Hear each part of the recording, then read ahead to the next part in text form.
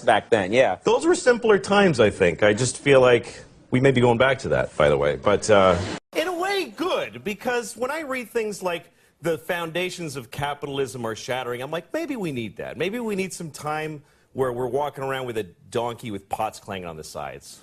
You think that would just bring us back to reality? Yeah, because everything is amazing right now, and nobody's happy. Like, in my lifetime, the changes in the world have been incredible. When I was a kid, we had a rotary phone. We had a phone that you had to stand next to, and you had to dial it. Yes. You realize how primitive? You're making sparks in a phone, and you actually would hate people with zeros in their numbers because it was more. It was like, oh, this guy's got 2 zeros. Screw that guy. Why do I want to? Yeah.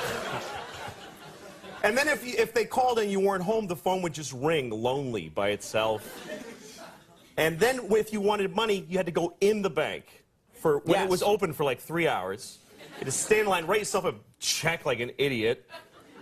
And then when you ran out of money, you just go, well, I can't do any more things now. Right. I can't do any more things. That's it, yeah. That was it. And even if you had a credit card, the guy would go, ugh, and he'd bring out this whole shunk, and he'd write, he'd have to call the president to see if you had any money. And it's all true, kids. You had to call the president, yeah.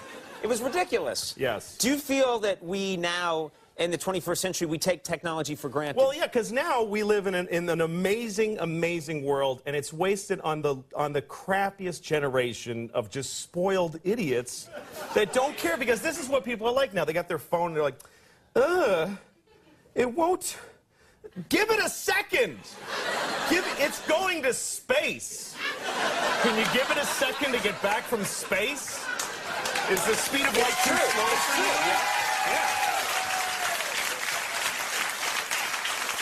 I was on an airplane, and there was internet, high-speed internet on the airplane. That's the newest thing that I know exists. And I'm sitting on the plane, and they go, open up your laptop, you can go on the internet. And it's fast, and I'm watching YouTube clips. I'm in an airplane.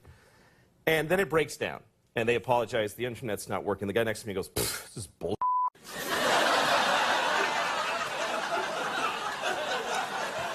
Like, how quickly the world owes him something he knew existed only 10 seconds ago. Right. And on planes,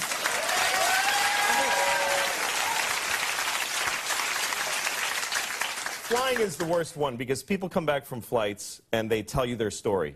And it's like a horror story. They act like their flight was like a cattle car in the 40s in Germany. That's how bad they make it sound. Right. They're like, it was the worst day of my life. First of all, we didn't board for 20 minutes. Right. And then we get on the plane, and they made us sit there on the runway for 40 minutes. We had to sit there. Oh, really? What happened next? Did you fly through the air incredibly like a bird? Did you partake in the miracle of human flight, you non-contributing zero, that you got to fly? You're flying! It's amazing. Everybody on every plane should just constantly be going, oh my God! Wow! Yes! You're flying. You're sitting in a chair in the sky. Yes. Yeah, that's right.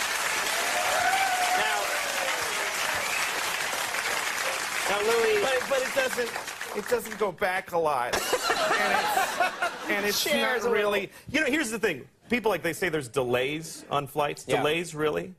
New York to California in 5 hours. That used to take 30 years to do that, and a bunch of you would die on the way there and have a baby. You'd be a whole different group of people by the time you got there.